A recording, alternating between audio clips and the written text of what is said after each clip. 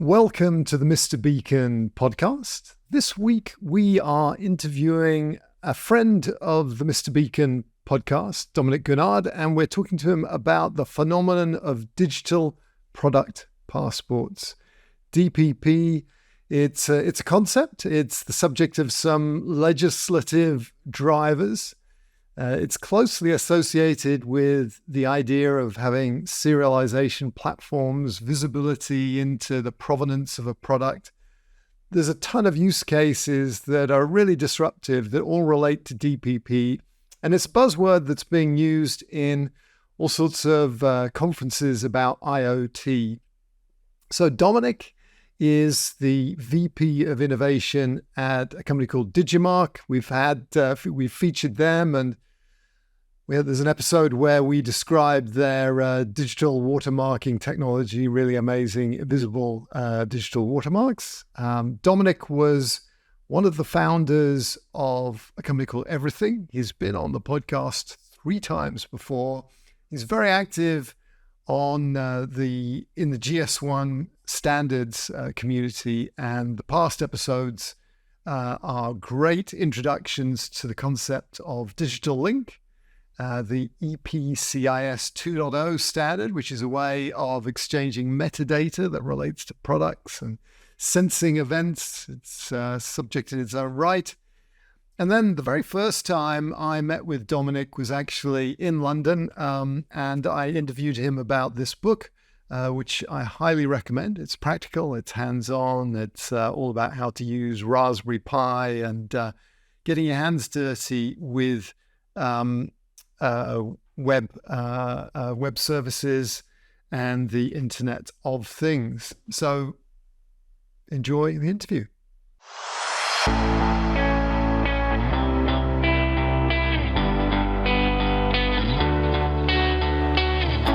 So Dominic, welcome back to the Mr. Beacon podcast. This is the 4th time you've been on. You are a tremendous subject matter expert on many things, and in the past we've talked about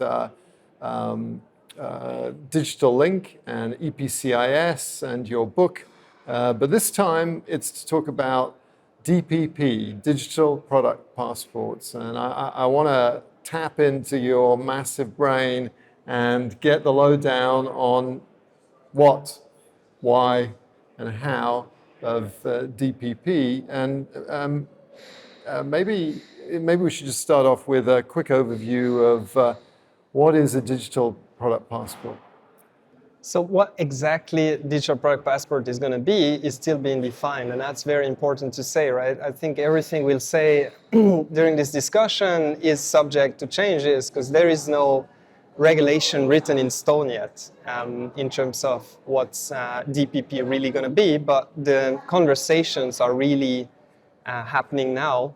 And generally, DPP came out of the Green Deal framework of the European Commission, which looks at making Europe carbon neutral by 2050. And they're doing this, attacking this in many directions, and I have a lot of respect for that effort, because I think it's a genuine effort to achieve these goals. And one of the sub-packages is to think about a digital product passport for products that are actually entering and sold in the European market. And the idea there is really to give products sustainability credentials that can be used for all kinds of purposes, for consumers to know more about the products and to be able to make a greener choice. Just like we make healthier choices today, we should tomorrow be able to do greener choices. But also for governments to be able to have full audit trails in terms of sustainability, credentials of products, customs. It's really for all kinds of stakeholders. Yeah, I think it's important for multiple reasons. And later on in this conversation, we'll talk about one of my environmental heroes, Mike Berners-Lee, younger brother of Tim Berners-Lee, who invented HTTP and the Mosaic browser and all that sort of thing. Mike Berners-Lee is a professor of climate science at Lancaster University, and In the UK? In the UK. And I was talking to him about, he's written a couple of amazing books. How Bad is a Banana is one of them. Basically, the carbon footprint of everything. It's kind of an encyclopedic almanac type reference book. And it helps you become literate in terms of we have financial literacy. You kind of know that it's probably not good to buy a lot of champagne unless you have a good income, and maybe you can buy other things that are going to be lower cost. But we tend not to know what the carbon footprint is. Are bananas good or bad is kind of one of the central questions. Should you be drying your hands with paper towels or the air dryer, that kind of stuff? And the answer is actually that's almost irrelevant, because other things are just so massive in terms of so much more impactful. Don't waste your time. Think about your travel, your flights. These are the things that make a difference. It's like, should I turn off the water while I brush my teeth, right? I mean, this is so besides the point. I mean, I didn't know about him, and I will definitely check him out. My personal source of inspiration is called Project Drawdown. I don't know if you know about this project, but it's basically, I think 200 scientists that created a foundation that looks into what are the solutions we have today to the climate change problems. And it's basically a very positive book in the sense that it shows we have hundreds of solutions at hand. And it's really data-driven in terms of what's the impact of this and that solution, this and that problem. It's a book, you should really check it out. I will. And I will check out. So, to finish off my Mike Berners-Lee story, he believes that empowering consumers with knowledge of the carbon impact of the products they're consuming is one of the most important things we can do. I was pitching to him, Williot, my day job employer, and how we can make things more efficient. And he said, forget about it. There's the rebound effect. As soon as you make it more efficient, it's going to be cheaper, and when it becomes cheaper, people will use more of it. And basically, we've got a terrible record of just consuming more and more as we make things cheaper. But what he's hopeful about is the power of the consumer and their wallet and their purse, and how if you tell them that this banana has got a lower carbon footprint than this one, that these peaches that were kept, it's not just about the travel, it's about how long they've been kept in a cold store. That's one of the biggest things. Out of season fruit and vegetables are one of the worst things for the environment, but we don't know. Maybe we have trained ourselves to look to see, well, is this coming from Chile or is it coming from down the road? We don't necessarily think about all the other things. And so we need the data. And so obviously a digital product passport would give people, consumers, the information that they need to vote with their wallets. And then when they vote with their wallets, then the whole supply chain ends up getting reconfigured, and the right incentives drive the right behavior, and then maybe we won't end in a state of oblivion. That's kind of the logic. So I see DPP as being positive from that perspective. How is this different from what your company, everything now Digimarc, have been doing for years? It seems like you have been assembling the metadata for digital product passports for a long time. What's new? Yeah, that's right. And many other companies have. I think what's really different is that it is going to become a regulation. It is going to become the law. And personally, that's a moment I've been waiting for almost forever, for my entire career, right? This turnkey moment where digital product identities are no longer something that's nice to have, but are a must. And here a must for a pretty good cause. So I'm really thrilled about the potential of this regulation. It's going to be hard. Companies will like it at times, will hate it at times, but I think ultimately it really has the potential to change things fundamentally, to your point before, right? Starting with consumer information, but also going way above and beyond that, B2B as well, so that companies can understand the footprint of working with company X or Y in a much better way. Today, all of this information is completely invisible. To your point about fruits, we just we just don't know. We just don't realize the impact of a particular fruit versus another. It's immensely complex. So it's all about surfacing this data. And I think, whenever you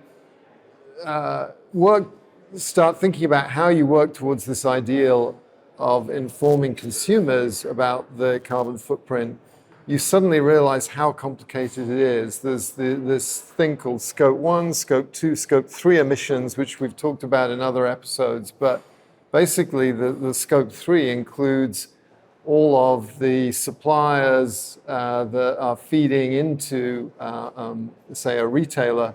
And so you may know the amount of the emissions that your company is incurring from the fuel consumption and the transport, but you need to know all of the elements down the supply chain. And it seems like with the DPP, you have a much easier way of rolling up those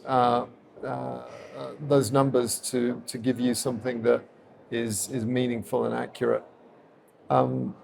Indeed, yeah. And I think one thing that I'm hopeful that DPP will enforce is or will facilitate is interoperability and basically sharing of this data, because it's a multi-stakeholder problem that requires data exchanges in the world of supply chains where today so little data is being exchanged.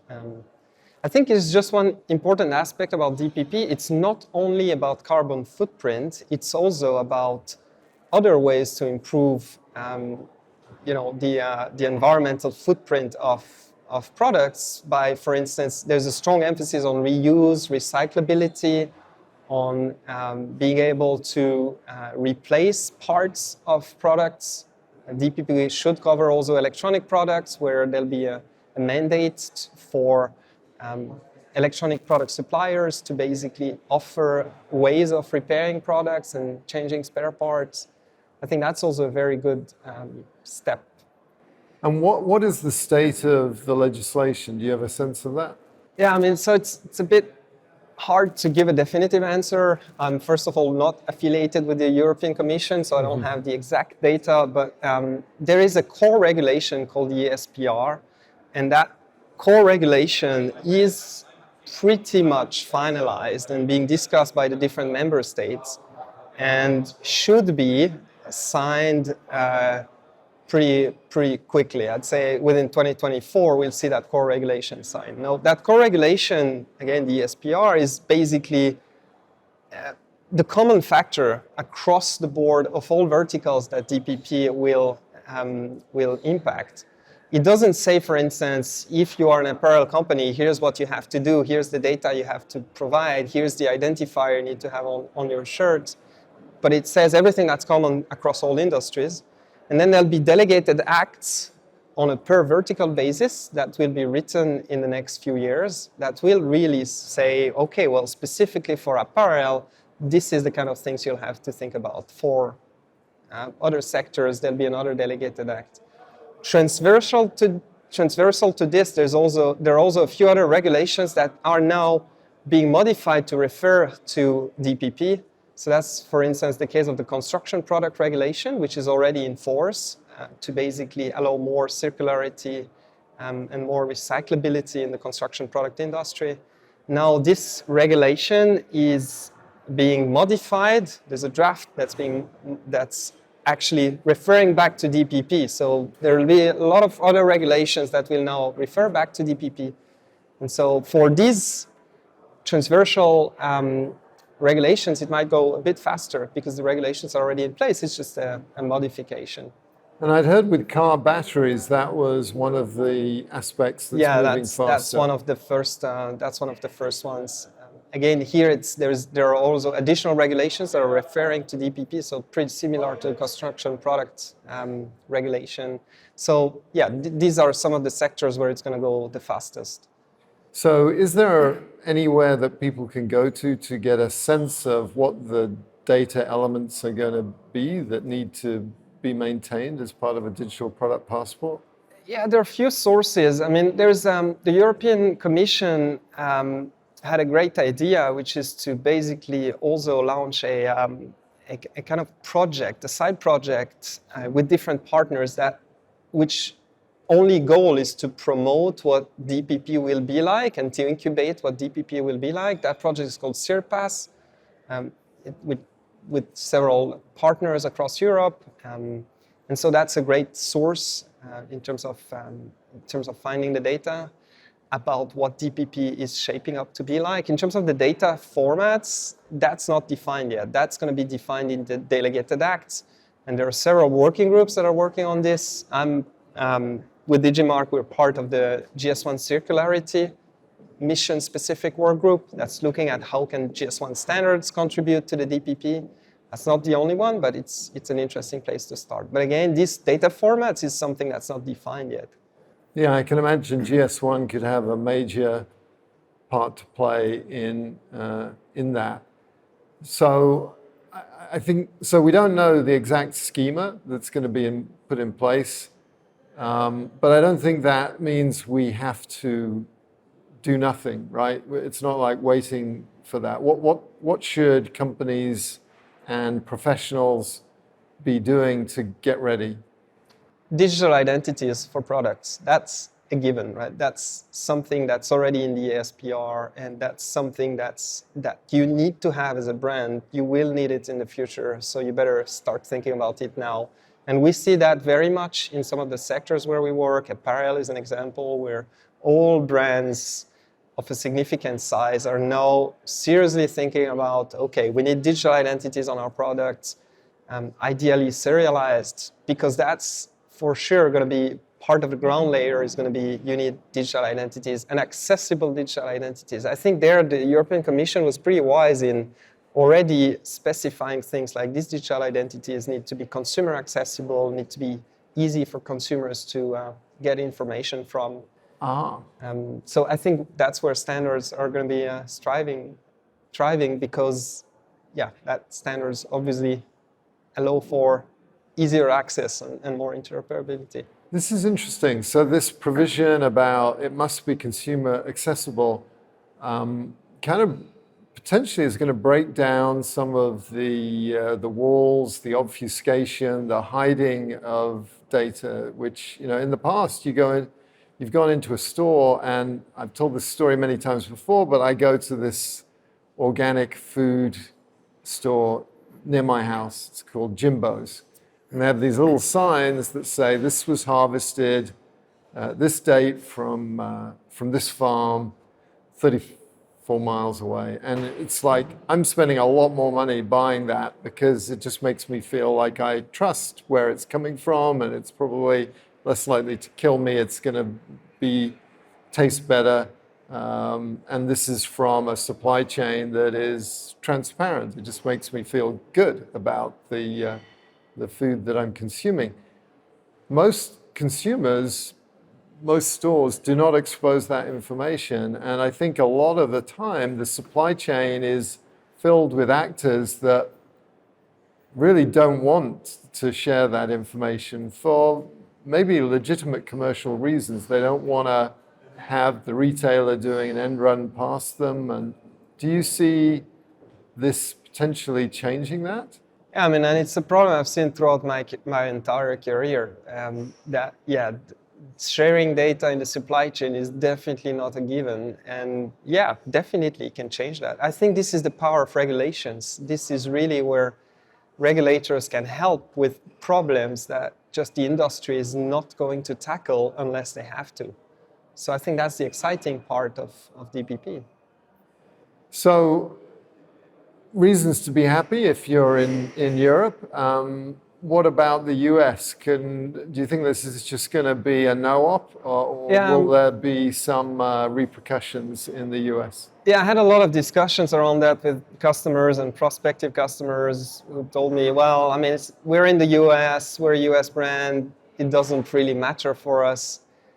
I always point back to the example of GDPR and the fact that at some point US companies were like, well, GDPR is not affecting us. Well, it is, because you're operating in the European territory and you have European customers. I think exactly the same is going to apply for DPP. Basically, the burden is going to be on the company putting the products on the European territory to provide a DPP. So if you're a US brand and you do not want to address the European market, which I think is a pretty big market, then you could get away without DPP. But as soon as you want to address the European market, you will need to adhere to DPP. And I think ultimately it's going to raise the bar. And knowing US brands are always at the forefront of adopting technology, I think ultimately that's going to be a worldwide deployment, or at least US, Europe.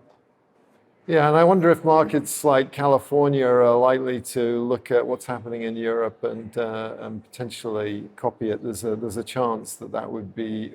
It's hard to imagine there being US DPP legislation, given that we can't even pass a budget. But I could see California because they certainly responded to GDPR. They've got form, if you like, in terms of that. In apparel, in fashion, that's an example where the US has also, there are no fashion-related or apparel-related regulations in the US as well that share pretty similar objectives with what the DPP is likely to ask from apparel brands. So if I'm a head of innovation, a product strategist, a head of IT in a product company, what are the standards that I should be looking at in order to build an infrastructure that will help support DPP? So there again, there's nothing written in stone. The ESPR is not mandating a particular standard over another one. And also, I'm fairly involved with GS1 standards, so I'm probably going to lean towards those, but I think it's a safe bet. Some of them are pretty clearly a safe bet. The first one would be GS1 Digital Link, because that gives you a simple, standard way of creating web-accessible identities for your products. You can go SKU level, which would be generic for all products of a particular kind, or you could go batch level, or you could go serialized level. And it's likely that the delegated acts, depending on the vertical, will require different levels of serialization. So that's great. It's web-enabled, so that's fairly accessible. You can have it in a QR code. You can have it in a beacon, in a Bluetooth beacon, or you can have it in a NFC tag. So that's one. At the identity level, I think is a no-brainer. So you basically have a URL that can be used to retrieve the information that describes the product for all sorts of reasons, but not least of which to look at where the products come from and what's in it and how to recycle it, and all these other things can be in that data structure. Yeah, and plus you can use it for other things. You can now use it for point of sales systems. Sunrise 2027 is the objective that the industry set itself on, to allow the reading of digital links instead of 1D barcodes at POS systems. So this is definitely happening. So I think that's a real opportunity for brands to put in place a system that's not just going to fulfill the regulation, but also make their products future-proof.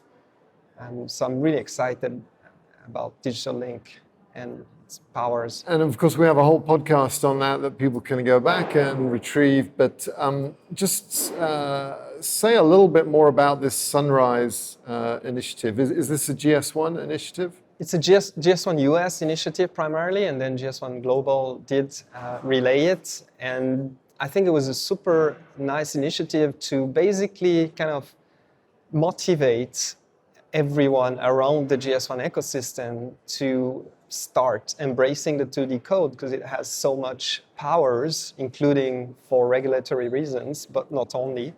And so they put a call out there for all the actors in the ecosystem to start testing 2D codes, and that is POS vendors, so point of sales vendors, scanner vendors, brands, retailers. Everyone started testing things. And the tests have been pretty conclusive, pretty good. Scanning speed,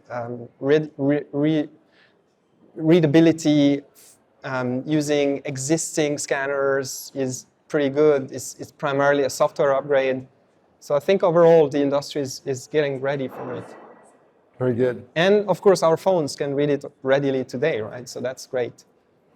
So getting back to my question about how do you get ready and what are the relevant standards? And very often legislation does not specify a particular standard, but it helps to think about these standards to get ready. So Digital Link from GS1 makes sense. You need to think about the data carrier that you're going to use. Maybe it's a QR code, NFC, Bluetooth tag, ambient IoT, RFID. These are all different data carriers that can essentially give you the way of accessing that digital link. What about the exchange of data between parties in the supply chain? Yeah, so there, again, I had the chance to work on another standard called EPCIS, GS1 EPCIS, and we had another podcast about it. And I think that's an interesting one because it's kind of the lingua franca of the supply chain. And I don't think there are many other alternatives.